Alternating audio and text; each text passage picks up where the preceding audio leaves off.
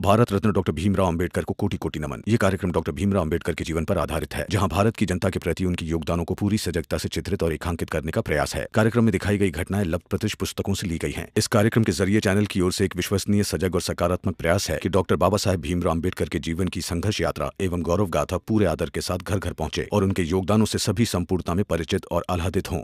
को बात बताओ हमका कि जब इस चार में कोई के यहाँ शादी ब्याह होता है, उत्सव होता है, तो हम सब जने मिलके का साफ सफाई, साज सजावट नहीं करत है। तब वही काम अगर मालिक के यहाँ जाके करेंगे तो क्या गलत हो जाए? कैसी बात कर रही हैं फुलिया ताई? यहाँ काम करने में और वहाँ काम करने में कोई फर्क नहीं है। अगर यहाँ काम करते हैं तो वो अपने घर का काम होता है, और वहाँ करेंगे तो हम लोगों को नीचा दिखाते रहेंगे। ताई, ये समझ पाएंगे कि नहीं? कोई इन्हें समझा पाएगा कि नहीं कि नियत एक बार बदल जाए तो पुण्य भी पाप बन जाता है। लो बोला, अभी दीपक भी बोलेगा हैं? क्यों, क्या हुआ? सही तो कह रहा है ये। अरे दीपकवा, कुटाइबे बहुत। अब बुआ, तुम्हारी याददाश्त अगर कमजोर हुई गई है तो हम तुम्हें याद दिलाए थे कि एक बार कुछ ऊंचे लोग हमारी चाल में आए थे और हम सब जने को मारते पीटते हुए ले गए थे अपने घर के उत्सव में साफ सफाई कराए खातिर। सवेरे 5 बजे से लेके संझा 5 बजे तक काम कराए। अब बदले में क्या दिए? बस एक थाली चावल और एक कटोरी सब्जी। अरे ऐसे तो बहुत बढ़िया है कि मेघनाथ जी खुद आके हम सब जने को निमंत्रण दिए हैं। अरे जाके काम करेंगे तो भरपेट खाए को भी तो मिलेगा, लड्डू मिलेगा, सो अलग। यही जब मना कर देंगे ना तो उनका बेटा शिशुपाल आएगा, दे डंडा दे लाठी, हम लोग को मार पीट के ले जाएगा और वही काम कराएगा। इसीलिए तो कहता हूं मैं हमेशा कि हमें पहले खुद को बदलना चाहिए। जब तक हम खुद को नहीं बदलेंगे, हम दूसरों को नहीं बताएंगे, तब तक दूसरे हमें उपयोग की वस्तु ही समझेंगे। इसलिए पहले खुद को बदलना होगा। ये क्यों नहीं समझ रहे हैं आप लोग? रहने दो, हम अपना उपयोग खुद करा रहे हैं, तुम्हारी तरह किसी को मुसीबत में नहीं डाल रहे। मुसीबत में डालता है? अरे ये कहिए कि मुसीबत से निकालता है। देखो मुझे। निकल का पूरन भी बोले लगे हैं। अरे चलो सब जने अपने अपने काम पे। ये भीमरमा का नाटक तो ऐसा ही चलता रहेगा। ये करो, वो मत करो, यहाँ खाए जाओ, वहाँ मत खाए जाओ। और हम लोग का मन जहाँ काम करेंगे और जहाँ मन करे वहाँ खाएंगे। चलो सब जने अपने अपने काम पे।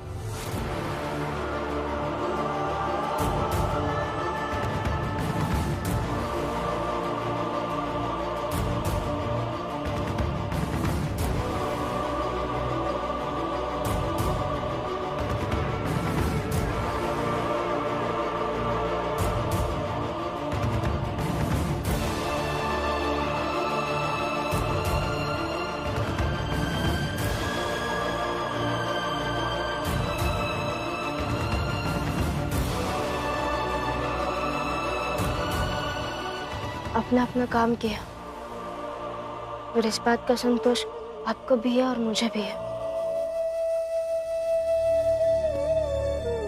छोड़ो, मैं जाता हूँ ऑफिस में। मालिक ने कहा है कि वो मजदूर नहीं आने वाले हैं, तो मुझे खोलना है ऑफिस। हाथ मुंह धो लेता हूँ और फिर चला जाता हूँ।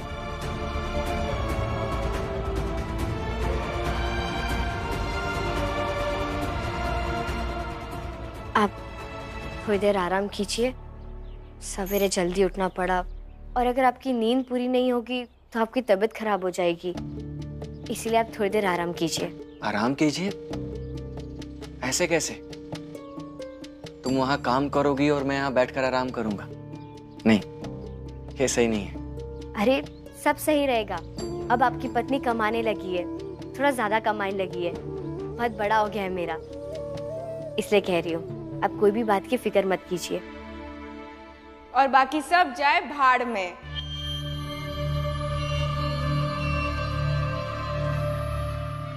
दीदी, ना तो मैंने ऐसा कुछ कहा और ना तो मैं ऐसा कुछ सोचती हूँ। तो तू अब पद में बड़ी हो गई है और पैसे ज्यादा कमाने लगी है तो तू जो कहेगी वही सही होगा क्या? और सबको मानना होगा? मगर मैं नहीं मानूंगी, समझी? मैंने पैसे की बात कब कही? और आप हर समय ऐसा मत कहिए। तो फिर क्या करूं? हाँ, अरे जो दिखता है वही कहूंगी ना। वैसे उस दिन तू बाहर क्या कह रही थी कि जेठानी हूँ तो सामने तू देवरानी की तरह रहेगी। भाभी, अभी आप बाहर जाइए। दो बात है आनंद भाऊ। पहली बात ये है कि आप बाहर उनको क्या ज्ञान दे रहे थे कि औरतों के बीच में क्यों बोलना। तो फिर अभी आप शांत रहिए और चुप रहिए। और दूसरी बात ये है कि इस घर में सब मर्यादा भूल गए हैं। कोई भी किसी के भी सामने कुछ भी कह देता है, इसलिए मर्यादा सीखना जरूरी है। और मर्यादा आप नहीं सिखाएंगे हमें भाभी। हाँ, मैं ही सिखाऊंगी। दीदी, अब ना आप कुछ सुनने, समझाने या सीखने सिखाने के लायक नहीं है। आपके लिए अभी ज्यादा जरूरी है ठंडे दिमाग से सोचना। हाँ, तो तेरे लिए ज्यादा जरूरी है कि तू अभी अपनी मर्यादा में रह। वहाँ कारखाने में भले तू मुझसे ज्यादा बड़ी हो गई है, मगर यहाँ इस घर में तू मुझसे छोटी है और छोटी ही रहेगी। अरे तो और चिल्ला चिल्ला कर कहिए कि आप बड़ी है। बड़ी होकर क्या हो जाएगा? बड़ापन जिम्मेदारी निभाने और स्नेह देने से आता है, न कि चिल्लाने से। तो मर्यादा भी दिखाने से ही आती है।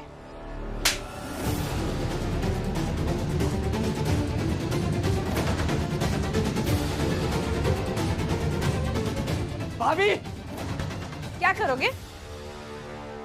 थप्पड़ मारोगे मुझे? तो मारो थप्पड़ अभी। अरे छोड़ना, देखते हैं क्या करते हैं ये।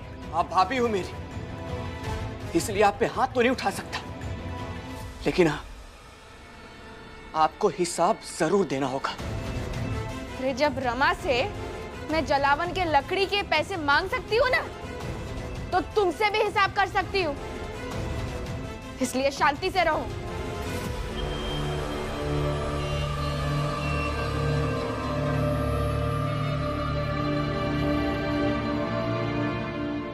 हाथ हटाओ लक्ष्मी।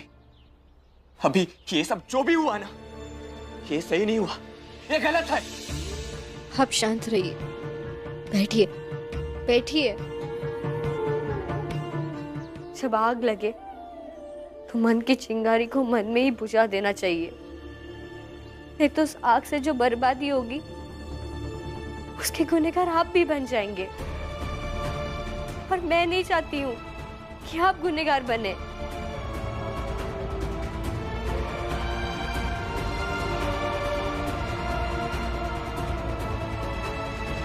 अरे जरूरत क्या थी आपको छोटे लोगों को निमंत्रण देने की? सर पे चढ़ा के रखा है आपने। सेठ जी, आपने ठीक से समझी नहीं मेरी योजना। वो देखिए, हमारा सबसे बड़ा दुश्मन भीमराव, देख रहे हैं कैसे आकड़ के चला रहा है। इसे देखता हूं ना सेठ जी, तो मेरे अंदर का खून खौलने लगता है। आपको क्या लगा मैंने इन छोटे लोगों को अपने यहां मान सम्मान देने के लिए बुलाया है? इन सबको अपने यहां खाने पे बुलाने के पीछे मेरा एक ही मकसद है। इन सबको किसी ना किसी बहाने एक जगह इकट्ठा करके किसी भी कमरे में या किसी और जगह आग लगा देंगे। अरे शादी का घर है, आग कहीं भी लग सकती है, कभी भी लग सकती है। एक साथ जब कई कई निकलेंगे ना, तब मिलेगी मेरे कलेजे को ठंडक। और ये भीमराव, इसने वो पूरन के जलाने वाला केस जीता था ना, तो हम एक और पूरन जैसा जलाने वाला केस खड़ा करेंगे, उस पूरन के केस से बड़ा। ये जितना पूरन जैसों को बरी कराता रहेगा ना, हम उतना ही पूरन जैसे और भी बड़े बड़े केस खड़े करते रहेंगे। फिर देखते हैं कौन जीतता है, ये भीमराव या हम। अरे खड़े खड़े मुंह क्या देख रहे हो? जाओ जाके ऑफिस खोलो और 3 चाय बोल के रखना, हम लोग अभी आ रहे हैं।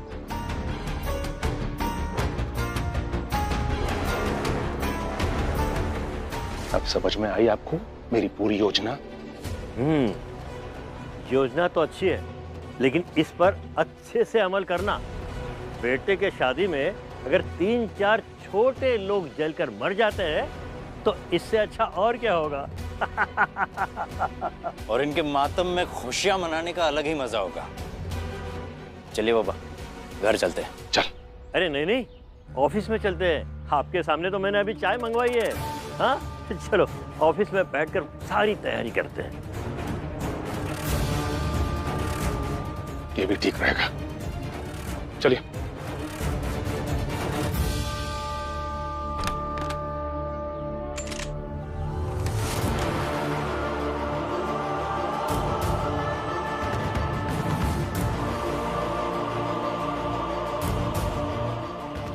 बाहर जाइए और उन्हें जो समझाना चाहिए था वो समझा कर आइए, क्योंकि कोई सुन नहीं रहा, इसलिए भीमराव अंबेडकर चुप रह गए।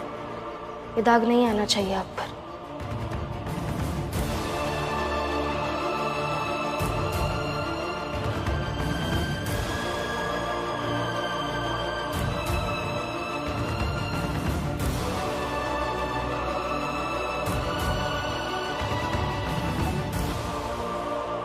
मेरी बीबी ने मुझे चुप करा दिया।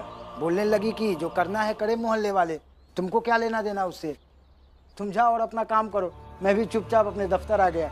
तो सही तो कह रहे हैं, इस जमाने भर की बातों से हमें क्या लेना देना। मोहल्ले में लड़ झगड़ कर मर जाएं, हमें जब लेना देना ही नहीं तो क्यों पड़े इनके चक्कर में। फिर मुझे भी लगा कि सही किया बीबी ने, ये वजह उलझने से बचा लिया। नहीं तो अभी तक उन लोगों से बहस ही कर रहा होता, और बहस करने में समय भी बर्बाद हो जाता, और समय से दफ्तर भी नहीं पहुंच पाता। अच्छा ही किया बीबी ने। और भीमराव, तुम्हारी बीबी कभी तुमको रोकती टोकती है कि नहीं? मेरे ख्याल से नहीं। अगर रोका होता तो तुम यहाँ तक बेवकूफ़ी नहीं करते। रोकना चाहिए, तभी ये अपनी मनमानी करता है। नहीं, मेरी पत्नी नहीं रोकती है मुझे। उल्टा वो कहती है कि जहाँ जहाँ हमें गलत नजर पड़े, जहाँ जहाँ हमें गलत दिखाई दे, वहां जाकर बोलना चाहिए, आवाज उठानी चाहिए। अब समझ में आया, ये बेचारे भीमराव की इसमें कोई गलती नहीं है। सारी गलती तो इसकी पत्नी की है। गलती नहीं, ताकत। मेरी पत्नी रमा ताकत है मेरी। आप नहीं समझेंगे।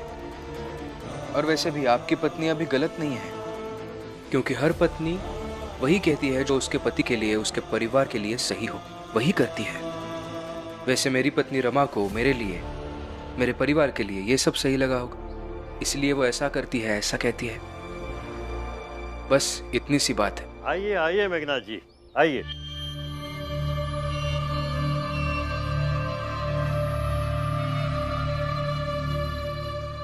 बैठिए। कहा चाय कहाँ है? चाय के लिए कहा नहीं क्या? अभी क्या कर रहा था?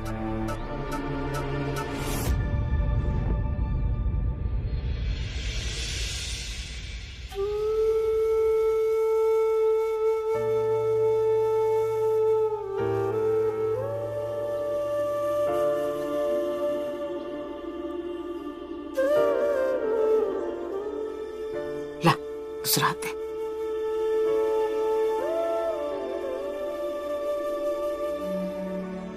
बुआ, बुआ बहुत दर्द हो रहा है। बेटा, इतना लगा है तो दर्द तो करेगा ना। लगातार कोयला बोया है तो दर्द को जाने में समय लगेगा। तो फिर क्या करूं मैं?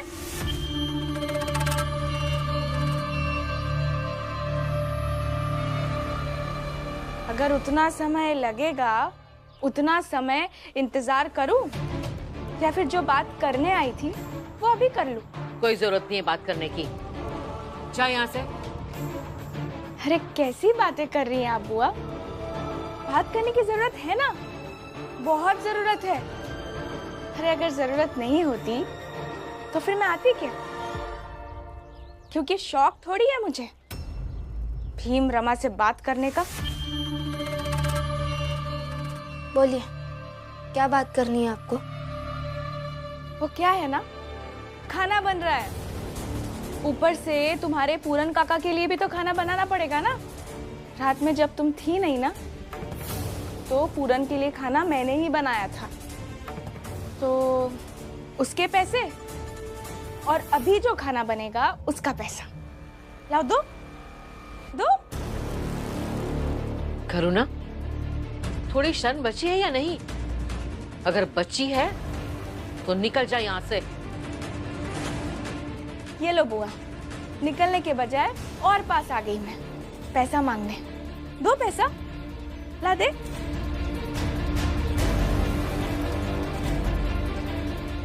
अब तो आप समझ गई होंगी ना बुआ कि थोड़ी सी भी शर्म नहीं है मुझ में। बस जो सही है ना इस घर के लिए वही करने की मंशा है।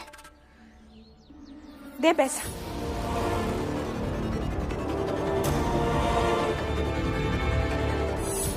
ये लीजिए पैसे। और आप कल के पैसों की चिंता मत कीजिए, मैं अभी काम करने ही जा रही हूँ। रमा, ऐसी हालत में तो कैसे जाएगी बेटा? बुआ, काम तो करना ही पड़ेगा ना।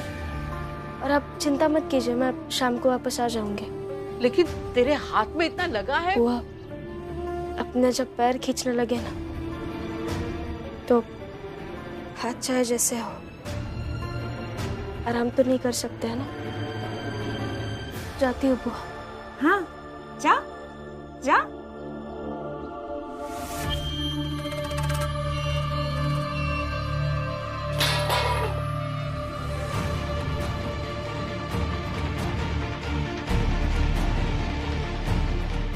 करुणा, सही नहीं किया है तूने। जेठानी है ना, तो देवरानी का जीवन आसान बनाने के बजाय तूने उसका जीवन और मुश्किल बना दिया। हाँ बुआ, सही कह रही हैं आप। ठीक है फिर, अभी आसान बना देती हूँ, अभी कर देती हूँ। ए रमा, रुक।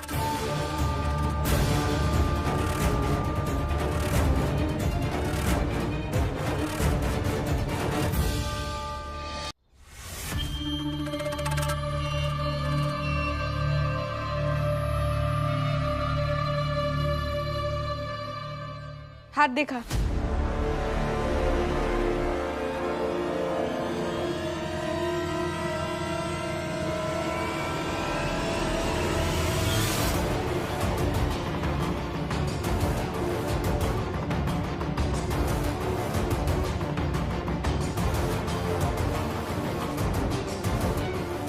दीदी क्या कर रही है आप? हाथ दर्द कर रहा है मेरा, छोड़िए ना। करुणा,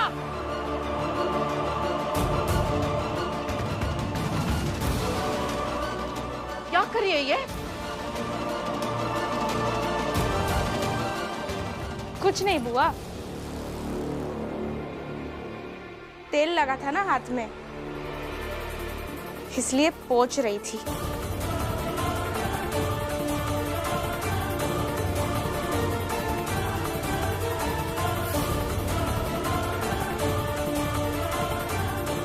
अब जो भी काम करेगी तेरा हाथ नहीं फिसलेगा।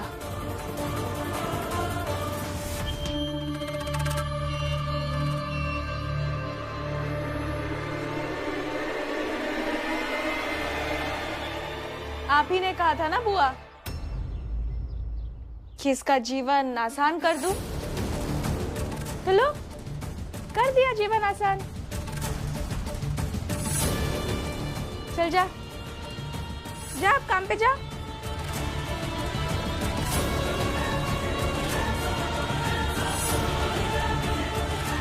करुणा, जो इंसान जितना पाप करता है उसको अपना हिसाब यहीं पे चुकाना पड़ता है।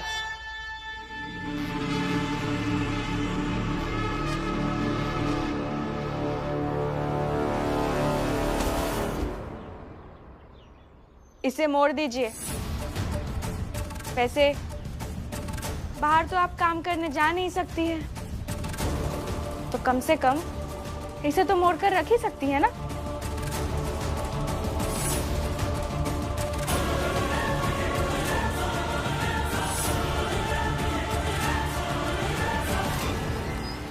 मैं तो ढूंढ लूंगी काम। आज तक सबसे लड़ते आई हूँ, दीदी से भी लड़ लूंगी। रमा, क्या हुआ? तुम आराम करने की जगह कहाँ जा रही हो?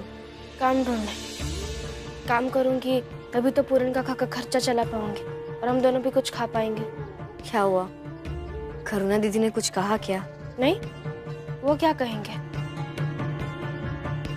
ठीक है, तो एक काम करते, मेरे कारखाने चलते, वहां पे मालिक से तुम्हारे काम के लिए कुछ बात करती हूँ, ठीक है? अरे हाँ,